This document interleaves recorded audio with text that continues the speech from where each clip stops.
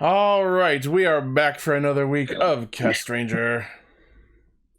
What? Yeah, Why are we doing this tonight? This is a very, very special, important day. Well, I pulled myself away from leveling Blue Mage in Final Fantasy XIV, so you can pull yourself away from Shin Barmenheimer Bros Day. I don't want to stay away from Shin Barmenheimer Bros Day. The Barbie movie's out. Shin Kamen Rider's available on Amazon Video.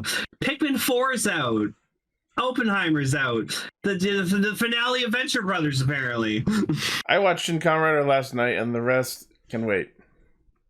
And Pikmin I'm not interested in. Cue the roll call!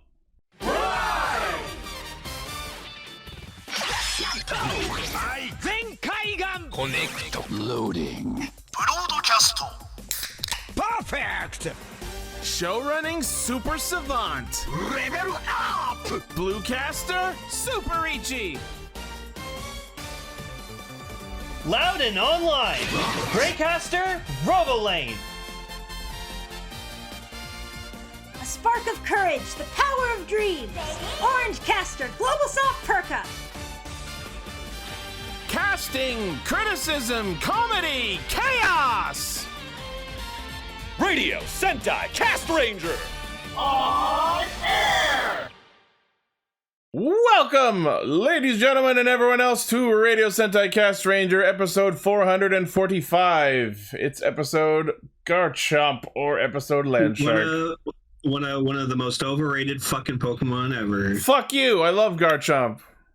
No, because he's so fucking used in like competitive Pokemon, I refuse to ever use a Garchomp.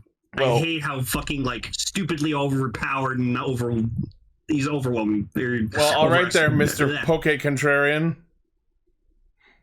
All you need is a Slowbro, man. Yeah, anyway. Wait, is that Racles and Agito? What? That fucking Racles was apparently in the episode of Agito. Oh, alright. Cool. Wow, okay. Didn't ask for that, but sure. Emily's back! Yay! And Gar and Paul are here, which I think still gives to the theory that Gar and Emily are the same person. We exchanged them. No. Gar's just Emily in another multiverse. We've occasionally been seen in the same place.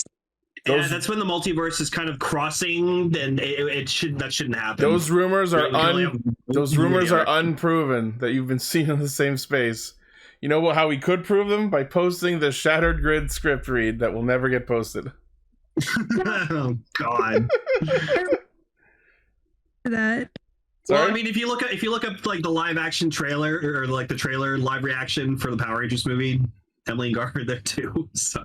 Nah, that's CGI. Oh, yes.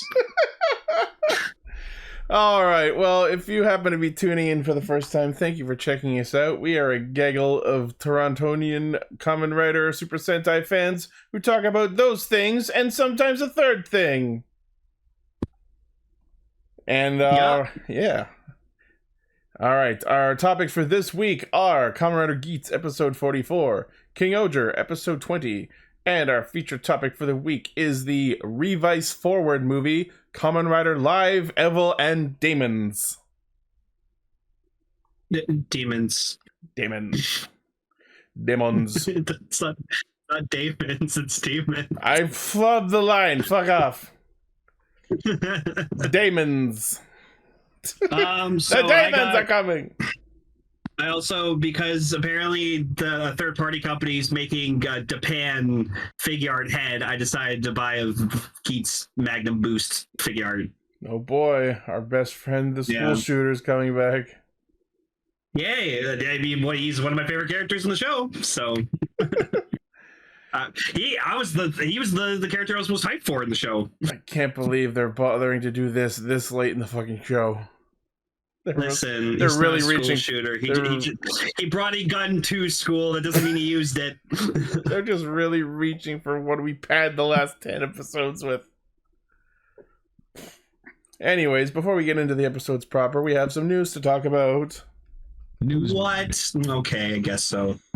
All right, so this week, the Kamen Rider social media accounts officially revealed Kamen Rider Gotchard, which means we have not only a little teaser trailer, which we won't show, obviously, but a little bit of detail on the plot and staff of the show.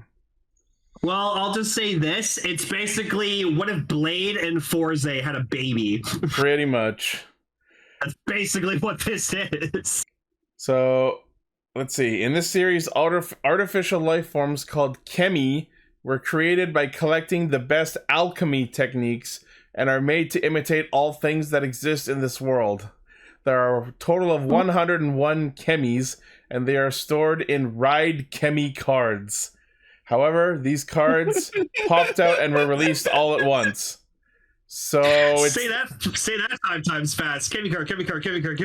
So it's literally just Blade. It's just Blade again. It's Blade again. It's Blade, but with the high school antics of Forze. I mean, it sounds like I'm complaining, but I'm 100% in. Like, I'd rewatch Blade. I don't know why, Ichi. I'm getting this very strong feeling you're really gonna hate the protagonist of this show. Well, let's see. So, high school student Hotaro Ichinose is entrusted with the gotcha driver. I gotcha. Gotcha. And is given the mission to collect all the Kemi that were released in the world. If a Kemi is a reassuring human companion when it resonates with someone with a good heart. So some of them have personalities. So it's Blade! It's Blade! Hotaro I don't know loads... if Blade to say anything, but I will say I still just think Gotchard's appearance is flipping amazing. I also love it. So Hotaro loads the Hopper 1 and Steamliner Ride Kemi cards in the Gotcha driver to become Kamen Rider Gotchard Steam Hopper is the name of his base form. Steam Hopper! A choo-choo turns to a rider kick. There you go. But if a Kemi combines with a human filled with malice, there is a danger in creating a creature known as Kaijin Malgam. So those will be our MOTWs. I love that's how they do these sponsors of the week. It's like, if you display any sort of like, if you're bad, extreme emotion, turns you to a fucking monster. Oh, 7 is a good point. It's the fucking numbers from Yu-Gi-Oh! Zeal. Yeah, people are like, it's Yu-Gi-Oh! It's fucking Pokemon, Digimon, Blade, Forze. I mean, he's got a motorcycle for 5 episodes. Like, weren't you saying something like, I don't know if this was like off recording or on recording, but like, did you say like they're actually making like a card game out of this? There are rumors that there will be an actual card game and booster packs and all kinds of shit. That's gonna be fucking interesting. Alright, so Hotaro's catchphrase is gotcha, unsurprisingly. Fucking goddamn it. Will Hotaro gotcha all 101 Kemis? Only if he puts enough money in. Gotcha. What kind of strange combinations will form along the way? What is in store for the alchemist rider who manipulates cards? And there we have a shot of the poster. Okay. I'm just gonna state this, because for the record, the one thing I want from this show, and I really hope they do it, is I want a rider who uses a gun changer, and he has like a robot form. That's all. That's what I want. A robot fork? A robot form. Like No, his main robot. form is like a robot. That actually makes sense. I don't know why you said robot fork. Also, if these rumors are true that Decade's fucking showing up in this show, I am 100% all for it. Like Tsukasa is one of my favorite fucking like rider protagonists of all time. So I ate that shit up in Zio when he showed up. Depending on what you have or have not seen, I have a surprise for you shortly. Oh, but we'll get to that in a sec. All right, on to the staff. TV Asahi's Takahiro Okawa will serve as the show's general producer. Toei's Yosuke Minato, who's doing Kingohger, is producing the series. Did you guys like Ghost and Saber? Because the writers of the shows are in it. The series will be written by Keiichi Hasegawa, who did Ultraman Nexus, Kamen Rider Saber, and the Gridman franchise, and Hiroki Uchida, who did the Kamen Rider Jean Aguilera Girls remix. Oh boy. Veteran Super Sentai action director and suit actor Hirofumi Fukuzawa will be the action director, and the show's main director is Ryuta Tasaki, who did Build. Ooh, that could be good. And the show's music will be composed by Hiroshi Takaki, who did Shinkenger. Ooh. Ooh. Gotchard will be debuting in the upcoming Geats movie July 28th before the show premieres September 3rd. Very cool. I'm excited. All right. Right. No, well, it's almost new Rider time, so it always is a good, exciting time. Rider time. All right. Our next news story. This isn't the surprise. So apparently someone within the Toei or Bandai or whatever, somewhere within their factories, someone's been leaking pictures of the Gotcha driver, whichever. So we have this one shot of a bunch of them just sitting in a tray, and then the more interesting shot is shots of someone's desk, with what look like raise buckles for the desired driver that have slots in them for the Gotcha cards. I bet you any money that's for like the Gotchard Geats crossover movie. Probably.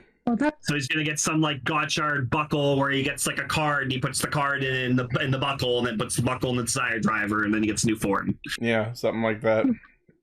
Yeah. And then the other thing. Yeah.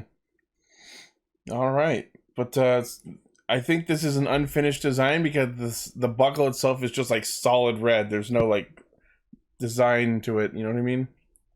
Yeah. But yeah, very cool. All right, our next news story, and this is what I wanted to talk to you about, Lane. Okay. So this is a rumor. This is not confirmed, but there is an image showing what could be a new decade form. Oh, I did see that. Yes, and apparently everyone fucking hates it, but I actually don't mind it. I think it's pretty cool looking. It's fan art? Is it fan art? Okay. Yeah, it was an interesting design. Like, I'll say this. If it's actually Decade in this show, awesome. But if it's just Masahiro Inoue playing a character in the show, I will also be happy because just Masahiro Inoue is an amazing actor. So that would also be interesting. That'd be awesome. It's like when, well, it's sort of like in Ultraman Z where Juggler's actor played a character, but then we found out it was actually just Juggler. So, which was awesome. Yeah. All right, so we'll see what happens. Next, we have the official announcement of the Fantasy Raise Buckle. I want this so bad, but god damn it, can I not afford the shipping right now? I loved this thing. I loved this thing. I loved this thing. I know we're gonna have to talk about the actual episode, but I love this thing. It's pretty nice. Yeah. It's nice to finally have this buckle after it got leaked basically at the beginning of the show. But Ichi, like I said for Tokollectibles, if you don't feel like paying the full like price and shipping, just do the deposit. You'll feel not as bad. Yeah. But yeah, it looks like this comes with the Giago ID core, in case that interests you. Of course. Let's see. So premium Bandai web exclusive, 2750 yen, which is a really good price before shipping and customs and markup and blah blah blah blah blah. And it's releasing in November. Vegas, what the fuck is that? What's that for? I know it's boost on the bottom. What's the top buckle? Iago Fire Rex. Oh, it's Rex? it's a Q-Rex. It's time because he's Time Fire. Oh, that's funny. Okay. Oh, also, I hate that we didn't think of this before, but apparently a lot of the fandom's been calling him Time Father, and I'm like, God damn it, that sounds so good. That's so good. Of course, the last like fucking episode we're probably gonna see him in. Yeah. That's when we're like, yeah, Time Father. That's what we should be calling him. Time Father. I love it.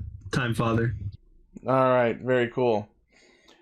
And our last news story is, Lane, I don't think even you would buy this because even though they are in fact selling Racles' like tiara crown from Kingohger, it's fucking $400. Yeah, no, thank you. I will get the other crown that he has. That's like $100, and it comes with a cool stick, and you can put it on your head. The funniest shit is I'll get the crown, Lance. there's an image in the listing of just like some model dude wearing the crown and Racles' jacket, and it's cracking me the hell up. You know what I'll do is I'll get like a plushie of a dove and put that on my head. You might as well get one. You might as well get like one of those fucking tiaras from a convenience store around Halloween time. Right? I could probably get someone to make this for me for like 1/10 the cost. Probably. Guaranteed. Absolutely guaranteed. Someone could make a replica of this for like so much cheaper. Yeah. So let's see what the description says. So this is from tiara designer Taro Kamitani. The crown is constructed of Vulcan fiber with layers of plating and glass jewels. It measures approximately 8.7 inches by 4 inches. It's releasing in September. Oh my god. I love Racles, but I don't $400 love him. No, it's exactly right. I'd be impressed if anyone did. Would you pay $400 if it also came with Racles? Yes. Okay. Yes, I would. I bet you Racles' actor is like the nicest, sweetest fucking guy on the planet. Probably. Because usually it's the nicest like people that can play like the best assholes. It's incredible. It'd be funny if he was on Cameo. When I was in drama class, like my teacher always put me in like angry asshole roles because she's like, you're so nice, but you're so good at like acting angry and pissed off. And I was like, okay. So it'd be funny if his actor was on Cameo or something. No, Racles isn't dead. We'll see. He's not dead.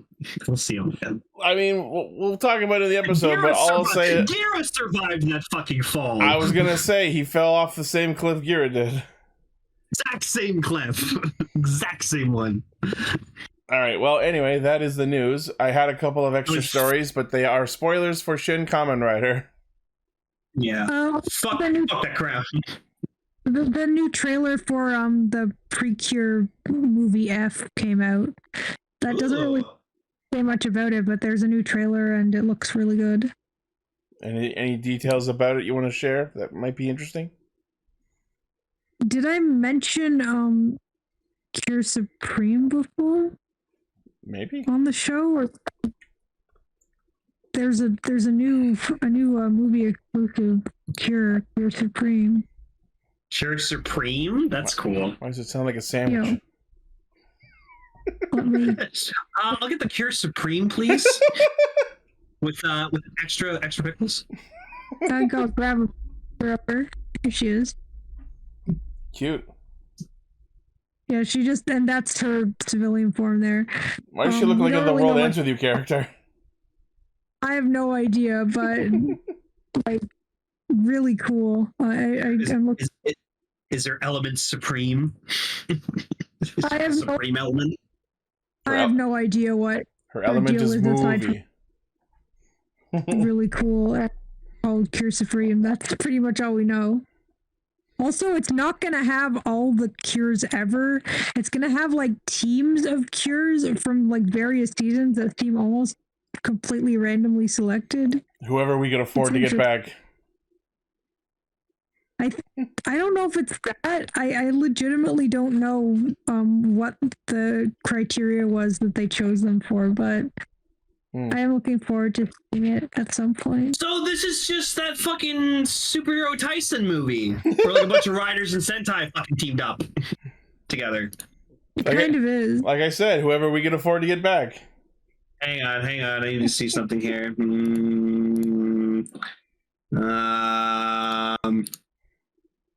No cure piece, 0 out of 10.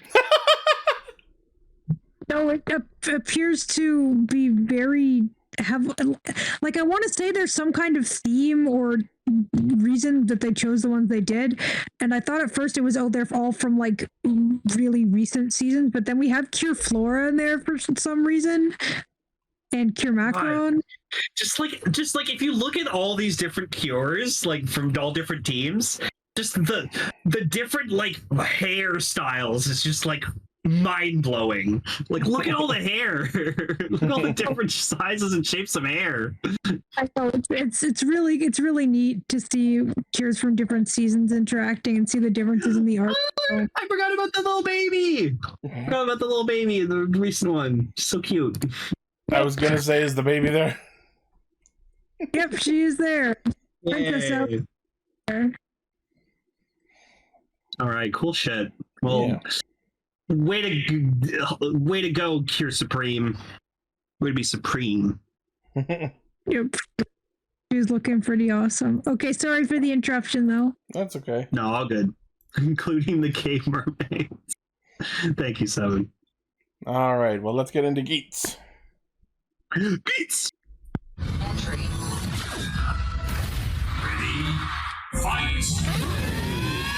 So while I was gone, Keiwa became a gang leader. Yep, I was about to ask. You want to tell us what you thought about the last few? That is not a development I was expecting. And I'm still like, wait, what? He's just a gang leader.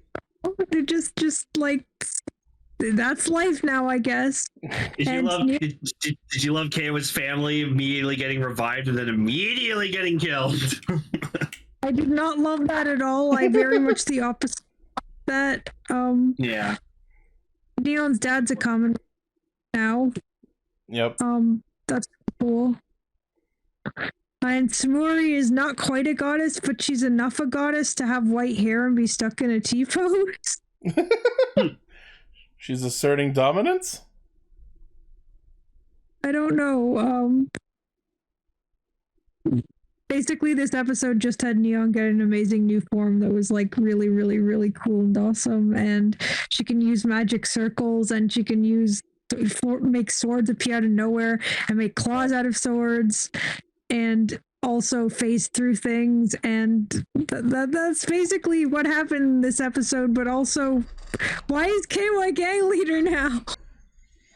He's going through his emo he kind shit. of just got thrown into it because he came in, beat the previous leader, and then they're like, "You're our leader now," and he's like, okay." Yeah, I wanted to talk about this. So apparently, the word is that Neon or Nago fantasy form's ability to teleport and phase around apparently is not an ability of the fantasy buckle. People are saying it's because she's artificial. Wait, Yeah, what? and then I came to the realization that, oh my god, the fantasy buckle is her final power up. Yep. Because she's a fantasy. Oh my Yup. gosh! I was like, holy shit, that fucking like realization. It's Neon's quirk. It kind of is. Also, I want to see her use it in her civilian form. Just use it to like spy on people. but it's also cute that apparently the true love she truly was after was the true love of her parents. She just wanted her parents to love her. Okay, let's get into this. Okay, I will concede that the dad, since he had all that time in prison to just rot and reconsider his life, I'm willing to allow that him developing into the kind of person that loves his fake made-up daughter. I'm willing to believe that. However, the mother abso-fucking-lutely does not get the same pass. This bitch walked in after not being on camera for X amount of episodes and went, "Neon, I secretly loved you the whole time. All of that time we spent together was so valuable. All that time I spent sheltering you, keeping you away from the world, not supporting your career, telling you to stay inside the house." Remember when I slapped you onto the floor? For some reason, she runs in so fast that her shoe falls off. Yeah, I love that she like was scrambled into the fucking hospital and she just trips, and I'm like, oh. They try so hard to sell us that both parents have had this epiphany and realize that, oh, our daughter that we've considered a non-human for the last 11 years, suddenly we feel like giving a shit. Also, I think this is my favorite scene. Like, it was after like Neon like beats the fucking shit out of Baroma, and like Baroma, she's like in an alley or whatever like that, and just like Michinaga just like shows up. He shows up out of nowhere. How did he know she was there? Who knows? And then just so I got Thunderbreaster Orb to make this for me, because this is like the energy I was feeling that Michinaga was like basically saying to Baruma. Pathetic. Pathetic. Well, thank you, Orb. Thank you so much. All right, that's going in the thumbnail. Just Michinaga just looking down at Baruma. He's just like, you suck. Thinking, like, how did he show up? Like, he just heard her despair and just showed up to say, it sucks, doesn't it? Like, out of nowhere. Yeah. What are you like losing? You like being you've never been happy. It's also totally been happy. It's also, speaking of Michi, it's also really fucking weird to see him like arguing for Geats. Like, he tries to fight Tycoon to bring him back, and he's talking about how much he supports Geats, and it's so jarring to see. It's so weird. Like, I understand how we got there, how we got here with Michi's character, but like this doesn't look like a straight line character development. You know what I mean? No, well, okay. If you think about it this way, he basically, when he got his world or whatever like that, he beat Ace, and that was the thing he was striving for. Like, he wanted like a power to destroy all Kamen Riders and take down the DGP, but he also wanted to beat Ace at something, and then he beat him. And all right, so now I kicked your ass like, for cool now. I don't care anymore. Yeah, yeah. Like he kind of just being dead probably really makes you think. Yep. You know. Also, can I just say, I think in terms of like forms, Buffa entry zombie is just so fucking cool. Oh, it's when badass. When he revolves to the legs.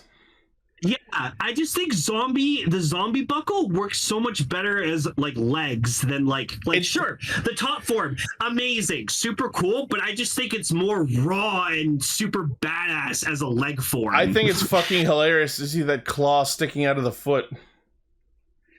And I will still say this: the best Buffa form is still Buffa Jamato Zombie. Like, the one shot we got of him, but it was just. Yeah. But speaking of Buffa's revolves, I will say I admire his creative use of revolving in his combat in this episode. That was pretty fun. Yeah, man. But anyways, I really hope they eventually release like a figure art with like the zombie bottom, because I'd love to recreate Buffa entry zombie if I can. One of my favorite shots in this episode is near the beginning when Geats is still fighting Kekara. And Kekara was like, "Give it up, Geats, you can't win." And Geats just pops his gun out like, "The hell I can't!" Yeah, and he's just like, "I'll make a world where everyone's happy." Yeah. But then we got like the hardest fucking like truth bomb ever. Yep. Where like Keiwa goes to like ask like Surumi or whatever, just like, or Samori, I want my family back, like revived. And she's like, "Is that really what you want to be happy? Because you don't sound happy when you're saying it." And Kay was just like, I mean, as much as I want to argue against Tycoon in this scenario, the immediate response to that should have been, "Well, yeah, I'm not happy. They're still dead. I'll be happy when they're back and not dead." And then and then this whole thing with the wish, where that next time he gets an opportunity, he's got to really fucking monkey's paw this thing, where it's like, I want them to be alive. I don't want them to be immediately murdered again. I don't want to turn into a turkey myself or any other weird voodoo crap.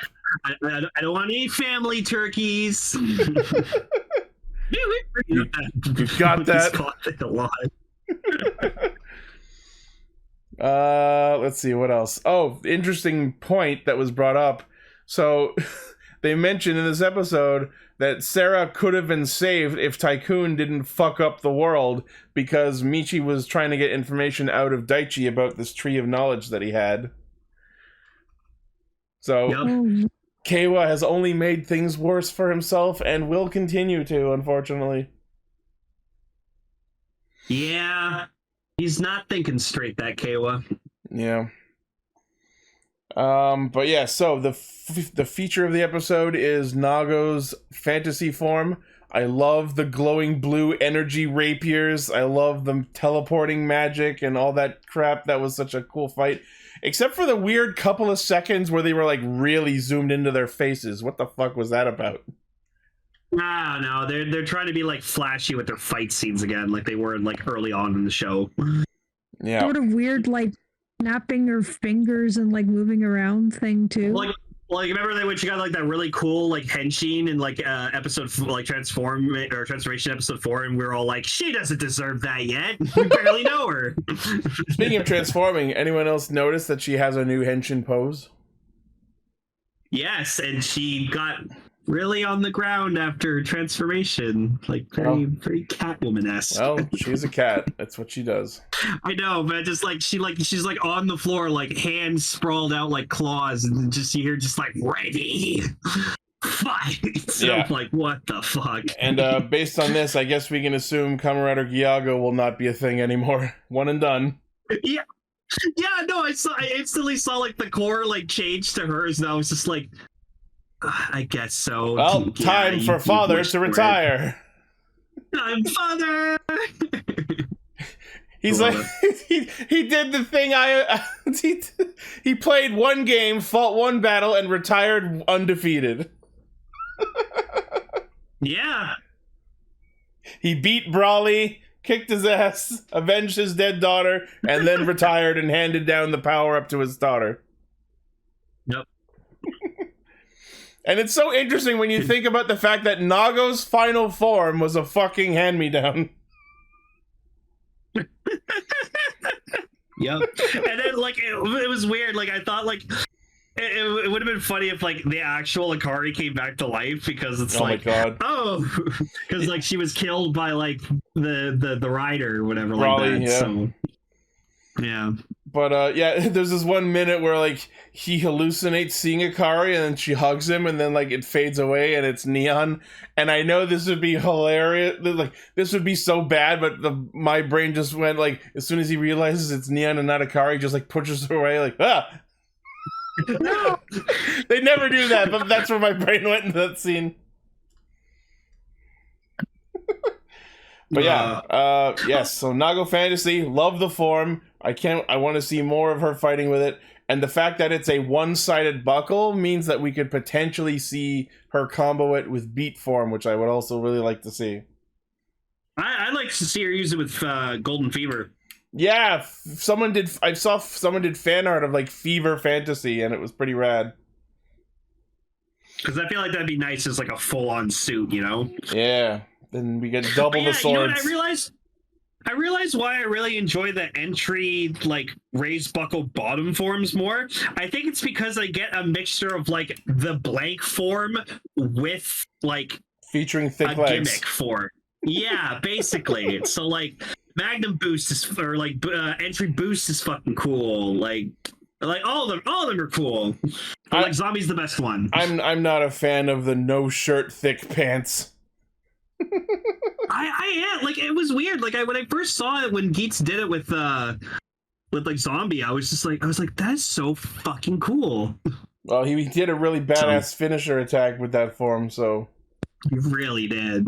Remember? Anyway, so It was he was fighting Japan, and we saw the fucking gravestones with Japan's name on them. yeah, no, yeah. Speaking of Japan, so yeah, next week Japan's coming back. And Oh boy! Nobody asked for this.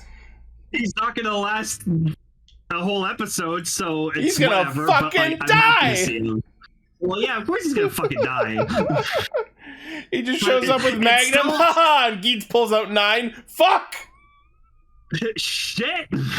I'd love to see, like, Japan fucking command form. That shit would be awesome. Japan Command? Japan command, baby. Japan. But yeah, Decker does not approve of me loving Japan as much as I do. Understandable. Stop liking the school shooter, Lane. Why is it you like terrible people?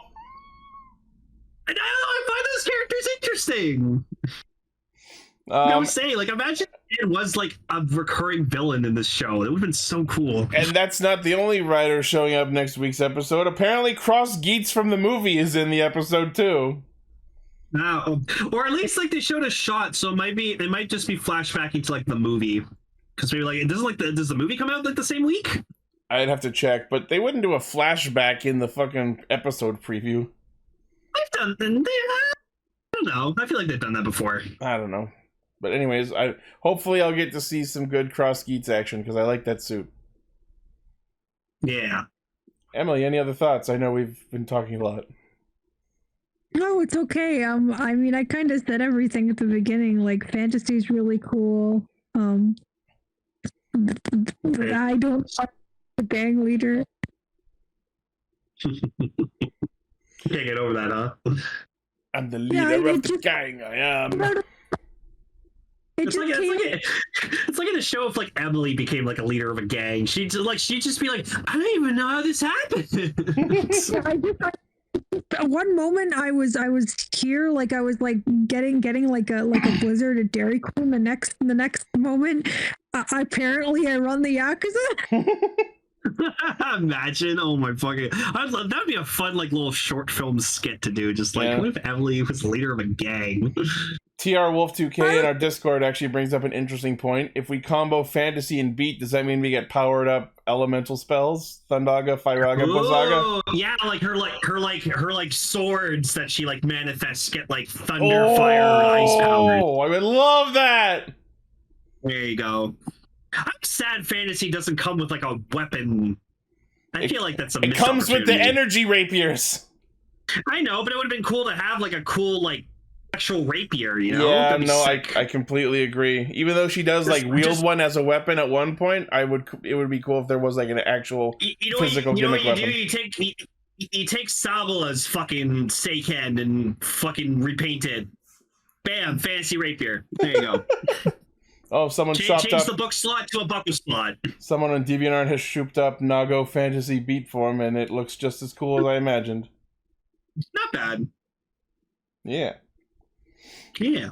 All right, Kingohger time. Who? Say the thing. Guy Bazo.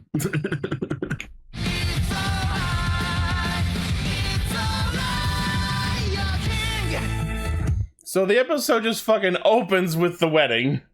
Like, there's been a significant time jump between the last episode and this one, and we just open with the wedding.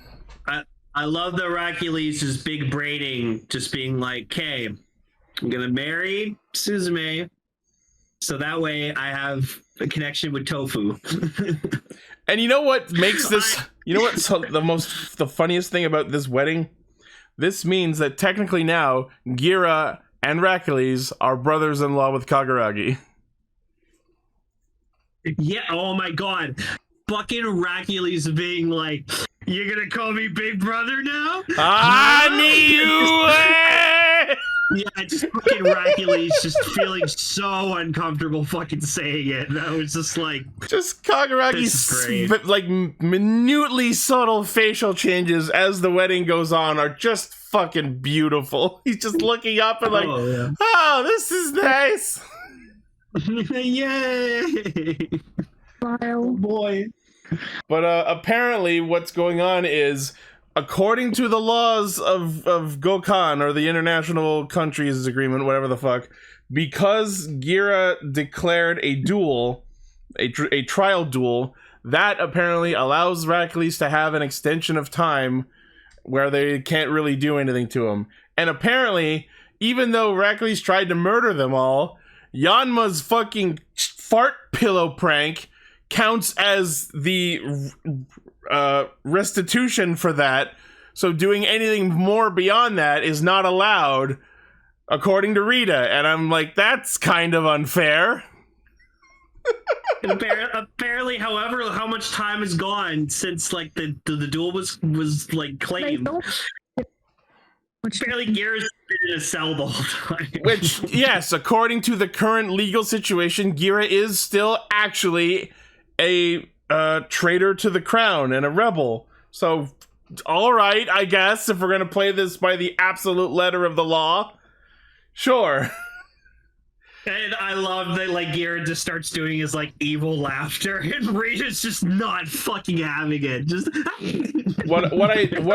the part that I can't fully process here is apparently Gira gave back the crown to Racles, but not the lance, because Kaguragi's holding on to it as the episode starts. And I don't understand how that exchange happened. Because it's Kaguragi Dabowski. Sure, but we get this whole scheme over the episode where Kaguragi says he's going to give the lance back to Racles. But of course, as we find out later, it turns out to be a fake, and we'll get into more about that in a little bit. But, so, Boshimarl, the other servant of Racles, who we haven't seen in a while, shows up, all congratulating Racles on the wedding. And of course, Racles, he's not stupid. He's like, where the fuck were you? At least Duga was here. As punishment, go steal the lance without your pants. Okay. Can we just reveal quickly? Because like I really want to jump ahead because I need to talk about something. Because like I don't know if like this is correct, but like I really want to speak my thoughts on this. Are we just gonna get to the reveal? Yeah, so it's obvious it's who we thought it was. Surprise, surprise! The entire Toku community was correct all the way back from, I think, episode 3, 6-ish? Boshimarl was, in fact, Kamijimu. He was a spy all along. The fucking pinky shit was the clue, and everyone was correct. The reveal was this episode, and it was glorious! It was so funny. It was so ticked off. So what's interesting is as much as I want to be, I called it whenever shit like this happens. I wasn't the first one to think of this. This was someone on Twitter. I think Decker was the one who first shared it in the Castranger Discord, but someone on Twitter was the first one to post a screenshot of Boshimarl doing the pinky and Kamijimu doing the pinky. So that was where the connections first started to be made. And I will say, now that this reveal's happened, I watched episode 3 of the Racles special, and holy fuck, that's hilarious. You'll see what I mean when we talk about it. Okay. All right, go ahead. So what I wanted to get into quickly, so like I don't know if I'm right about this. I might be wrong. I might just be overthinking it. But so Racles seemed to, when he got revealed, he seemed to kind of like be taken aback by it.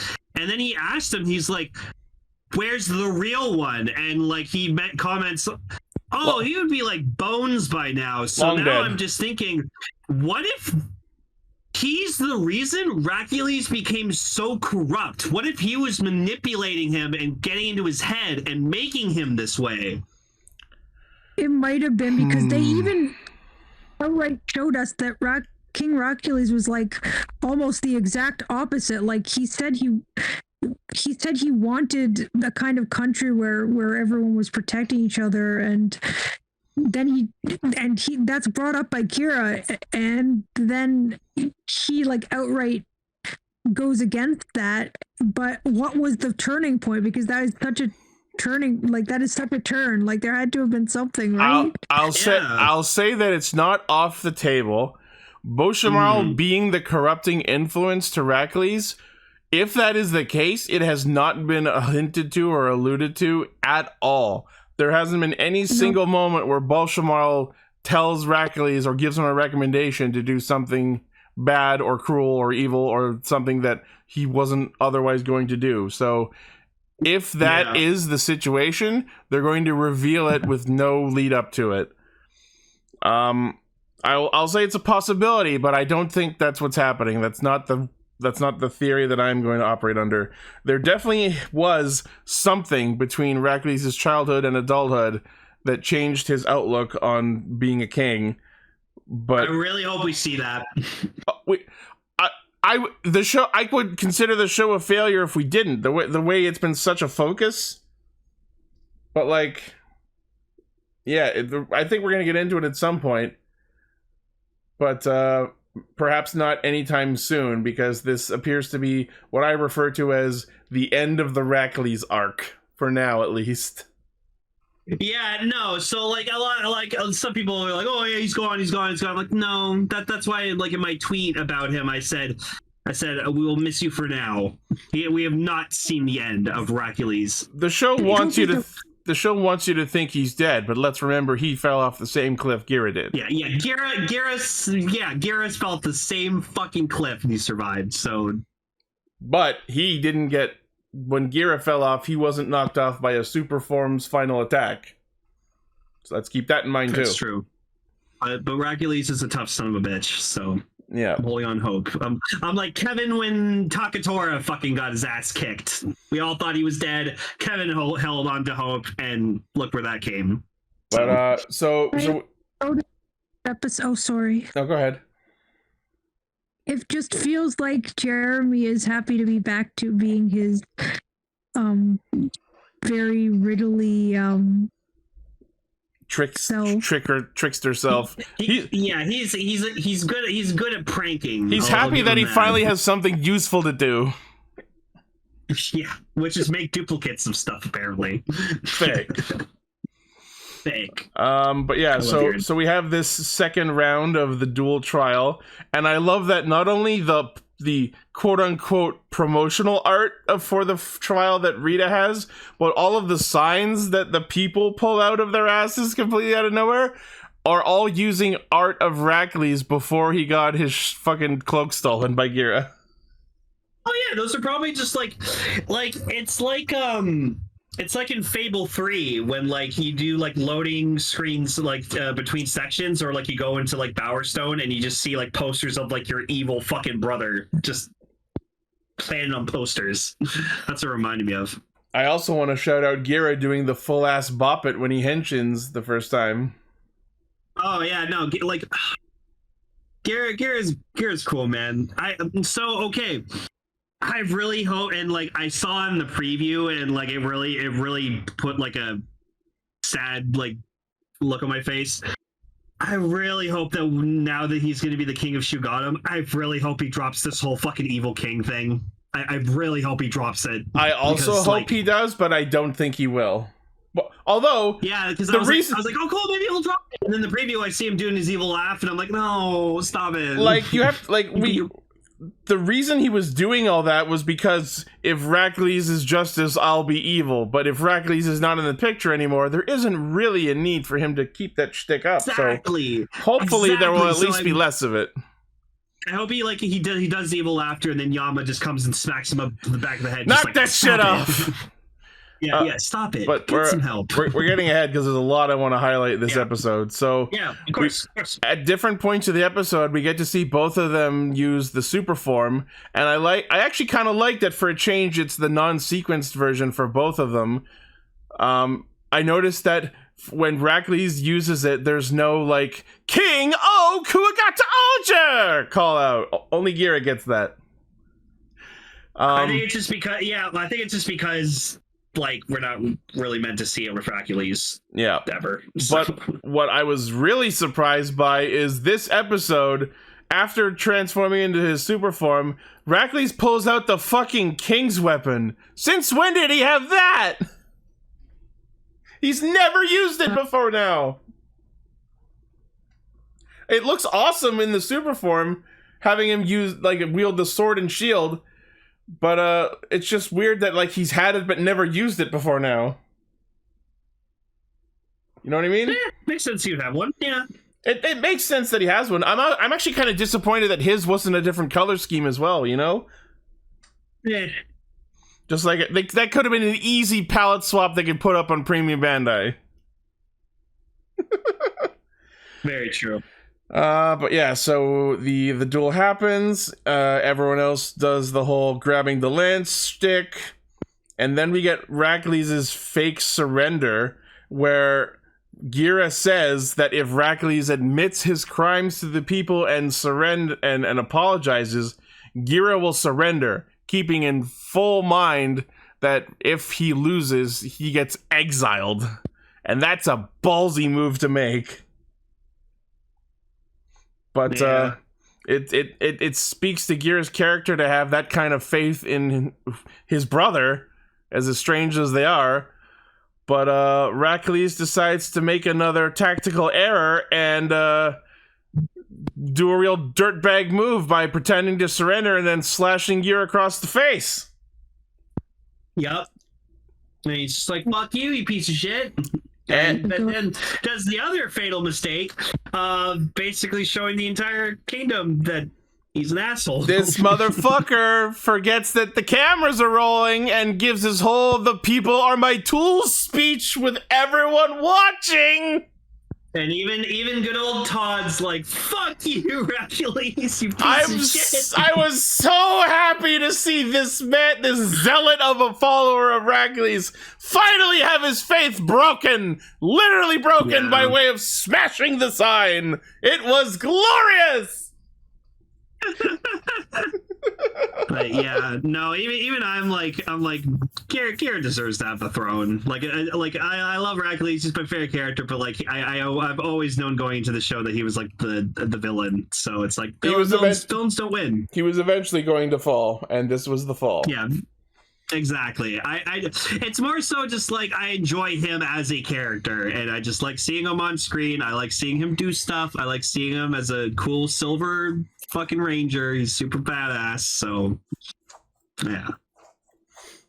So He's not dead. Gira does the Kingohger finish with the crown lance. Racles goes off the cliff. We're not sure if he's dead, but in any case, Gira has won, which means Gira is now king of Shogadam.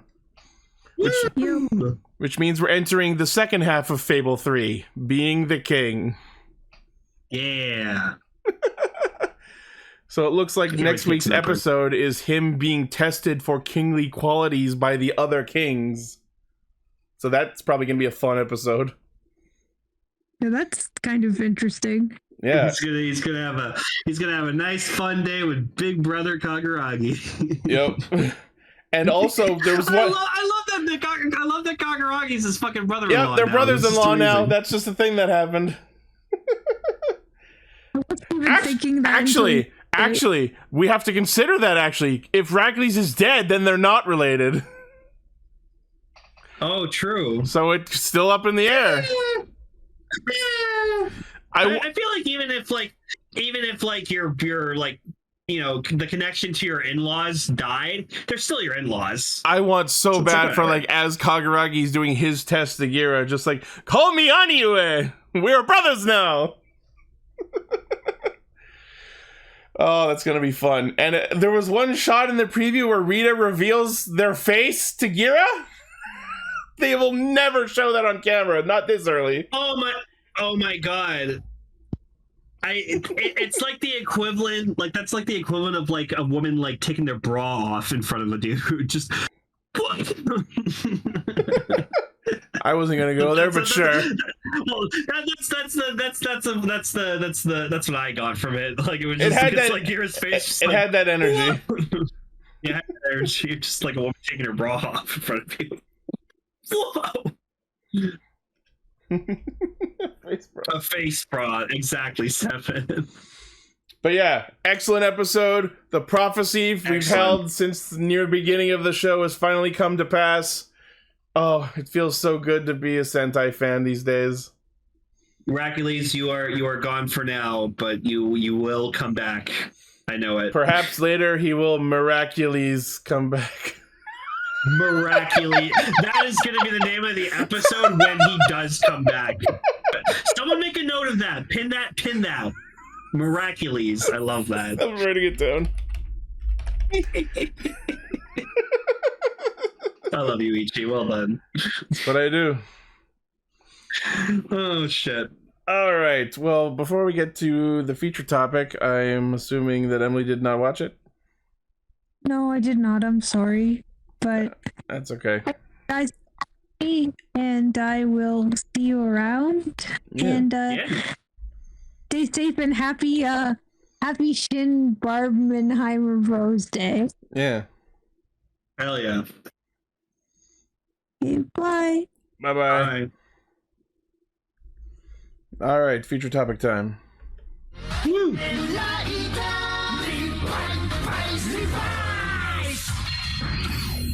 I'm very glad that I watched this movie weeks ago beforehand, because watching it the second time really helped me keep track of what the fuck is going on. I will admit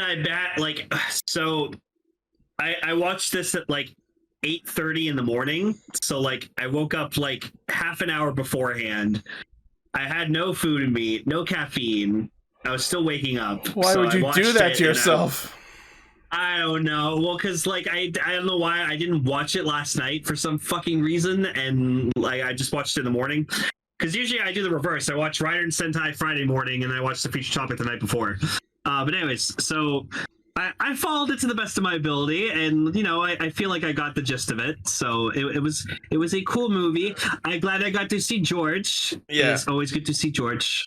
Like, George is the best. like I was saying, I'm glad I watched this a second time, because I was able to accurately keep track of when it was Hiromi and when it was Muramasa, because that was confusing as fuck the first time. Oh no, because Muramasa, like his hair was blue. No, but blue hair. he was able to disguise himself as Hiromi. So the point where they switched is there's this one shot early in the movie where you see Some standing with the Vice stamp on him as he's captured, and then they cut away, and then when they cut back to him, that's when it's Muramasa, because that's when they get freed and he starts acting like an asshole.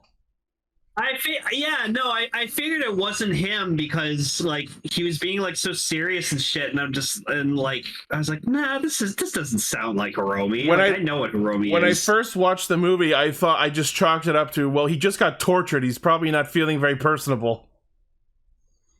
Nah. But yeah, so the movie, this is the live Evil Demons movie, and it opens with the introduction of the terrorist group Alicorn, who has kidnapped Hiromi. Alicorn. Yeah. They're mutants. Yeah, they are. They have little drug necklaces, and they press on the necklace, and they're like, ugh. They're introduced as mutants, but as we find out later in the episode, they're not. But we'll get into that in a bit. So yes, this is Hiromi lets himself get captured in order to lead Bluebird to save not only him but the kidnapped children that Alicorn has captive, including one particular little girl named Rumi, who, as we find out in over the course of the movie, is the only one with actual mutant powers. Healing. She has Dende powers. Yeah.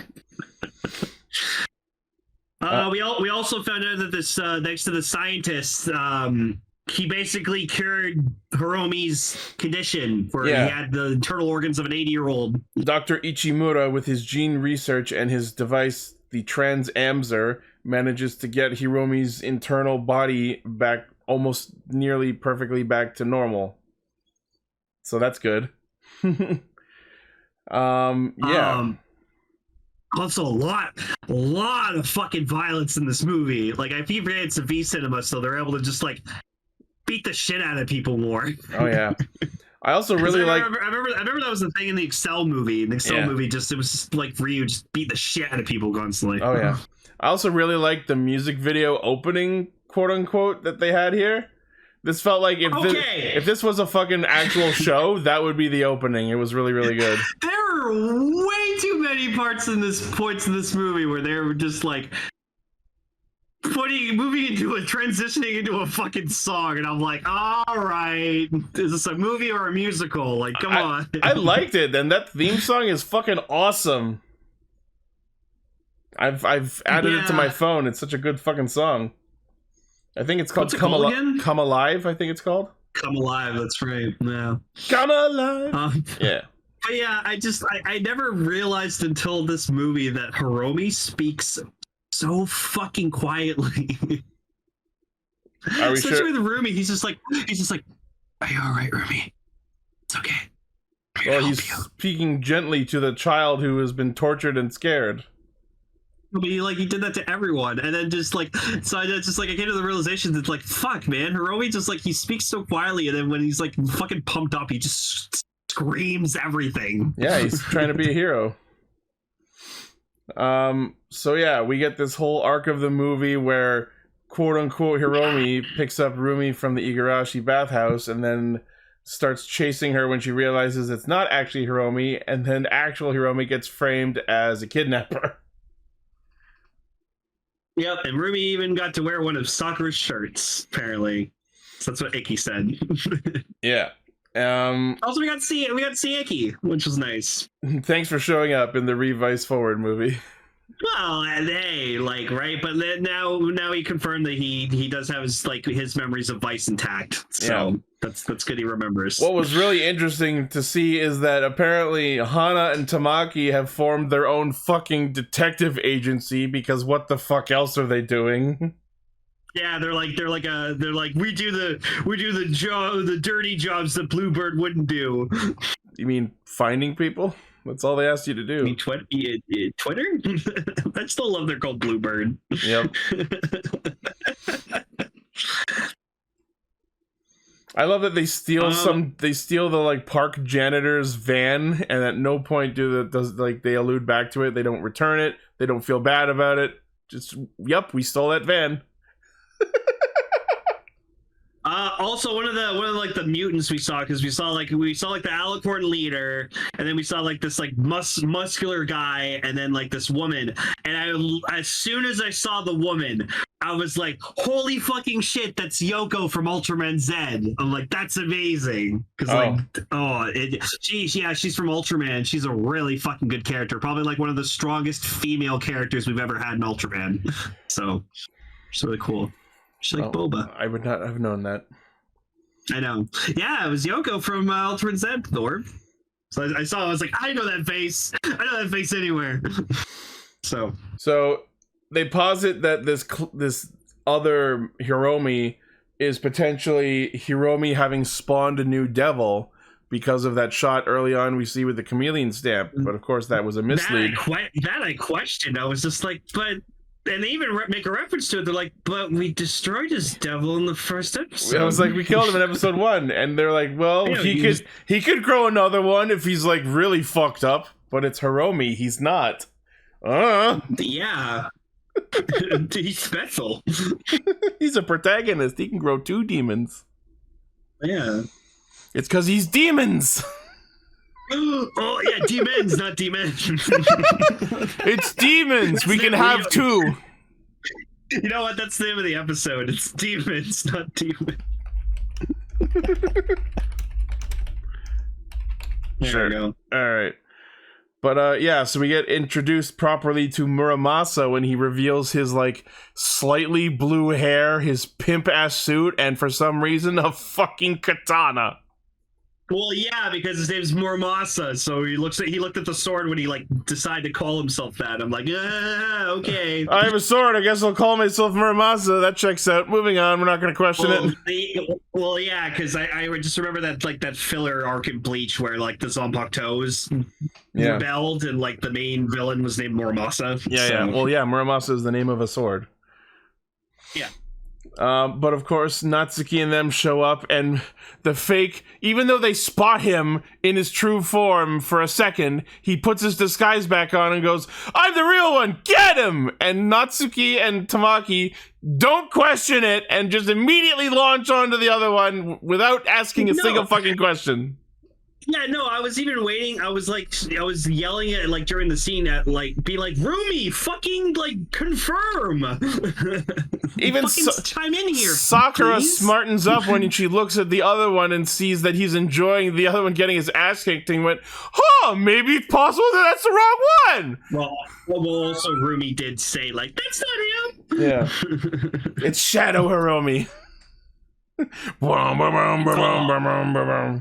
Also, I don't know why, but I really liked that, like, when they're in this, like, ramen house or whatever, like, the ramen shop. Yep. And, like, one of the guys, like, notices him from, like, the TV, and just fucking Hiromi just does this, like, kind Just, of, like, hides his face. Don't look at me. I think it's so fucking hilarious that when the first time we see actual Hiromi after the one shot of him washed up on the beach, he's like calling George from a payphone, and the news crew reporting on the kidnapping just happens to be immediately fucking behind him. Yeah. Like, And Hiromi's like, no. like I've heard of movies plot serving contrivances before, but Jesus Christ. Yeah, and like this news reporter shows up like all the fucking time. She follows them all around with like a mob of lookers. I'm like, dudes, Yeah. there are fucking terrorists here. They will kill you. Leave. Look, we found where they're filming the live Evil Demons movie. Spy shots. Yeah, spy shots. Oh my god. So then we get probably, thank God, the last time we'll ever see fucking Bibbidi Bobbidi live. So I checked. It was 31 minutes into the movie before we got an actual fucking henshin. And then what the fuck happens? The two-side driver gets fucking chopped in half. Yep. I liked fucking Daichi was like, no, the two-side driver. You can buy it on Premium Bandai. And Kagero is just like, no, that was the only other fucking DX retail priced belt they sold at Revice. I know because I have it. Yeah. What you got for me? Yeah. I gave to you. Anyways, and then, like, yeah, and then Kagero is just like, you're a fucking idiot, Daichi.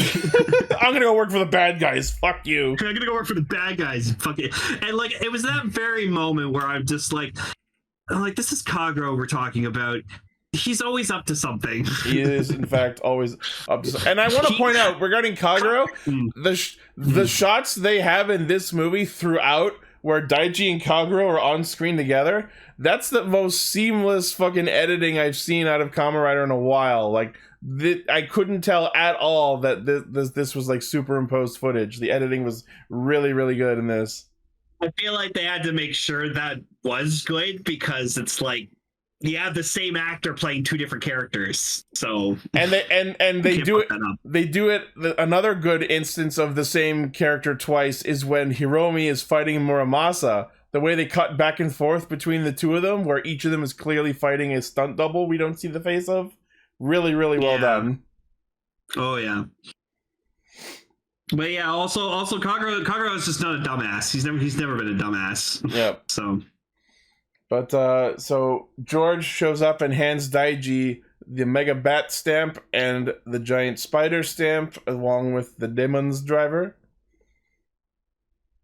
And then... Yeah, so, like, that's why I was, like, confused at first, because I'm like, wait, but they use the Revice drivers, so where the fuck did they get that? I don't know why I didn't think they got it from Ichi. Well, where else would they've got it from? The problem is they didn't... I figured George would have made them another Revice driver. In order to make it like a surprise, even though they advertised these forms well before anyone saw the movie, they just didn't have any scene of Daichi getting the Revice driver from Ichi. It's just like, when they're doing the last battle, he just pulls it out like, I got it. Yeah, and then it shows a scene later of Ichi being like, here, you need this more than I do. And I gotta say, I like this for Daiji's arc, because episode 1 was about him failing to be able to use the Revice driver, so this feels like everything's come full circle for him, where he finally gets to do what he was supposed to do from the beginning. Yeah, no, I'll admit that was a nice kind of full circle moment. I was like, oh, good for him, but this forms just look so bad. The forms are awful, and like, so bad. It doesn't feel quite the same seeing Kagero all like whooshy around him while the henshin's happening. That shit was so fucking funny. It works for Vice because he's a literal cartoon character, but seeing Kagero do it is just upsetting. I just wanted to see like Daichi's actor like as Kagero just doing the boke, like the the green screen stuff for that. I also love that the form chime for the Marvelous forms is so focused on live, because it's just like Kamen Rider Marvelous Live and Evil Marvelous, just like as a fucking footnote. The funniest shit though is when like they're clearly using like Revice's weapon. Yeah, they use Revice slash. Like, you hear them fucking Revice. I'm just like, pfft, that's so stupid. It would have been so funny if they actually came up with original sounds for it, though. But no one would be able to recreate them in the toy. I guess that makes sense because it's the weapon from the Revice driver. Yeah. So Yeah. Here we go. Yeah, I forgot how cool those chimes were. Let's go. Here we go. I love that at one point Muramasa just pulls a second sword out of nowhere, and then Hiromi steals one, and they just have a fucking sword fight. Oh, I didn't notice. I didn't realize that. I didn't realize he had like pulled another sword. Now I have two also, swords. this fucking Rumi bitch or whatever like that. The whole time Look she's at her, like, bitch! She's an innocent child. I know. Jesus Christ, she's dude. like, I want to go to a theme park. It Take is me to a theme park. It is a little annoying that she kept asking for a theme park, but like he did promise her, so understandable. I also love the bit where she calls him Oji-chan, which does mean uncle in one context, but is also the colloquial term for like old man, which is why Hiromi keeps getting upset. Like, why don't you call me Oni-chan instead? And just cuts him right off every time. No, but then like she reveals to him, it's like, yeah, I helped this like 80-year-old grandpa like feel young again or whatever, and then just like clicks in Hiromi's head. Oh my god, it's because of her. Yeah, holy shit. Dr. Ichimura used her power to fix Hiromi's body, but she doesn't know that he's who she was talking about. She was just part of the experiment. No, I know, but I just like that like he clicked that in together and he was just like, oh. Yeah. Aw. Like nice. At the end of this movie, I was wondering, like, is Hiromi gonna just like adopt her? You know what? I kind of want this to be like an 11 Hopper situation from Stranger Things, where just like, you know, Hopper rescued 11 from like the first season, and then he's like, we're gonna live in this cabin in the woods, and then at the end of the second season he's like, I'm gonna adopt you as my actual daughter. So well, we'll see what happens. go watch Stranger Things. We'll see if we see any shots of Hiromi and Rumi in the Juga Orteka movie, because that's next in the continuity. You know, I would love if, like, other than Ichi probably, but I would love that if Hiromi was from now on like the Revice cameo that we get in like other movies or like shows. That'd be cool. He just shows up, does his fucking heroic catchphrase he's fucking known for, and even though it keeps changing, there like, yeah, but we'll just be there down the. Well, he keeps saying Mamoru or whatever. So well, the first time it was like, I'll put my life on the line, and then it was like, I'll do it with my heart and soul, and then it was like, I swear on my life. He changed it in this movie too. Yeah, but like I feel like if we'll see him again down the road, I'll just be like, yeah, Romy, sweet, love that guy. All right, so the big twist in the movie, other than what we've already talked about, is that the quote unquote mutants of Alicorn are not in fact mutants. They are genetically modified clones made by Dr. Ichimura's Transamzer device, the same thing that fixed Hiromi. And Muramasa, who was thought to be Hiromi's freshly spawned devil, is just another modified clone. I like that they explained that. I was like, okay, that's cool. Yeah. It would have been sweet though. Like, I kind of wish Muramasa would have at least like became demons once. Like he got his hands on a demon's driver. Imagine if we got a dark demons. They should have done that. That would have been rad. That would have been sick. But because like, okay, like the clones, like they turn into these like monster forms, and I gotta admit they're actually pretty fucking cool looking. I thought like, they were creepy, but like, eh. And then, like, I liked that the alicorn leader, like, he got, like, he absorbed, like, the two other ones, and then he became, like, a more powerful form. And then, like, the doctor absorbed Rumi, and then, like, he became, like, the ultimate one. And I liked all their designs. I thought they were really fucking cool looking. I wasn't a huge fan of the designs, but I did want to mention that real quick, where, like, everything around the central motivation of this movie was great, but it was kind of a disappointment that, like, the great motif or motive behind everything at the end of all this dramatic reveals was the Doctor just wanted to become the ultimate super monster being. I'm like, really? That's what it was. That's what it was all leading up to. Yeah, typical Toku movie villain motive. I want to be the ultimate being. It would have been so much more interesting if, like, he genuinely wanted to use Rumi's healing power to help mankind, but he was just going about it with this really fucked up other plan. You know what I mean? There would have been so much more nuance and subtlety and interestingness to his character. No, you know what? Maybe they should have done it the way like it is in Last of Us. Spoilers for the first Last of Us game. It's been like fucking like 12 years or whatever. But basically like Ellie, she has like in her blood like the possibility of a cure for like the infection that like happened in that world. And so like they bring her to this hospital and then they're gonna operate on her, but then like they find out, oh, we need to operate on her brain, so like we'll get a cure, but it kills her in the process. And is it the kind of game where you can choose which ending it is, or is it just one ending? Oh no! Joel ends up finding out that information, and he kills everyone in the hospital and takes Ellie before they can do anything. Holy shit! No, literally, the last level of the game is you go around this hospital murdering all these fucking innocent people. See now, I would have been much more interested if you had the choice. No, but anyways, I feel like that should have been the situation where like, oh no, we're gonna use Rumi to like help heal people, but I have to kill her to extract her ability to help people, and then Hiromi would just be like, no, it's an innocent child, and he's like, yeah, but it's for the better of mankind. No, fuck you. See, that would have been interesting, and there would have been like arguments for both sides. But no, exactly. The Doctor just wanted to be super powerful monster boy. Want to be super? Well, yeah, they probably couldn't think of anything, so they're like, "Oh, let's pick up the ultimate being." This feels like we tripped right at the finish line. The movie was amazing up until that. Okay, what's the new demons form? Oh yeah, so let's talk about the new forms. So we have Kamen Rider Imperial Demons and Kamen Rider Live and Evil Marvelous. Imperial Demons. It's cool. I think the original Demons is better. I love the cape.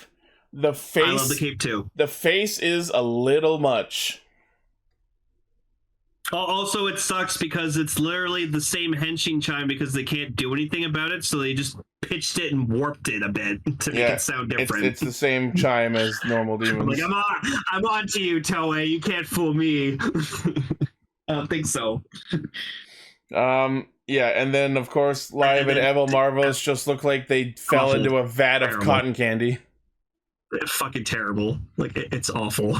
They're both they could have had something. The only cool thing I will say about those suits is how each of them have like the little capes on their back on different sides. That is a neat touch, but the color palette absolutely fucking ruins both suits completely. Like, it ruins what they were as riders. Like Evil is still one of the best looking fucking suits from that show. Yeah. We never even got to see it. We never got to see Evil once. Yeah. I was like, whatever. Fuck you. Well, I mean, the two-side driver got sliced.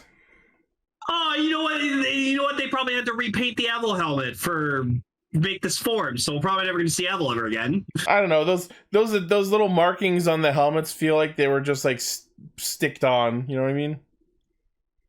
When he got like damaged and he had like that broken helmet, oh, so fucking cool. Yeah. Anyways, these forms are awful. Like I appreciate pink in a rider form as much as the next person, but like this is not the way to go about it. But see, X8 made it work. Ghost Himiko Damashi made it work. This did not. It's so funny that you mentioned X8 because the way they solve the problem at the end of the movie where the monster's fused with Rumi, how can we kill him but save Rumi? the way they solve this is just like what they did with Game Deus at the end of Exade.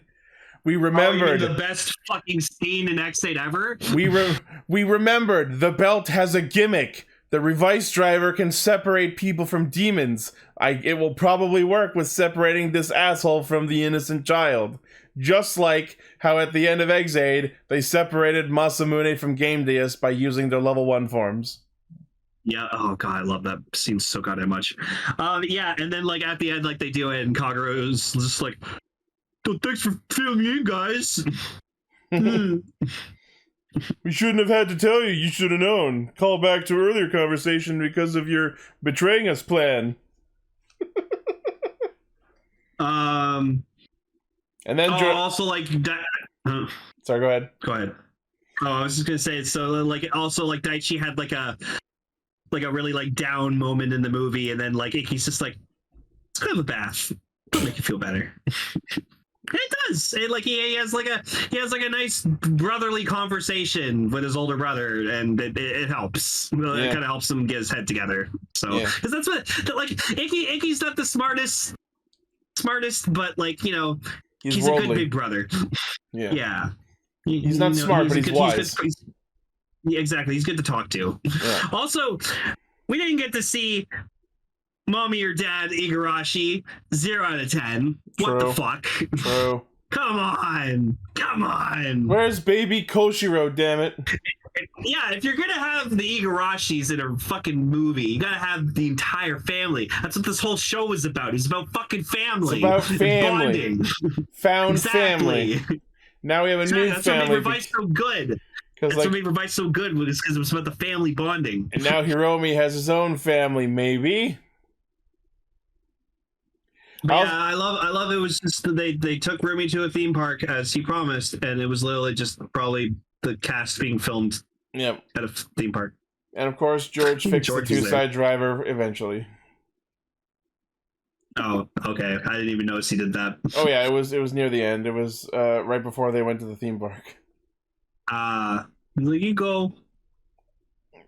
Yeah, it's George.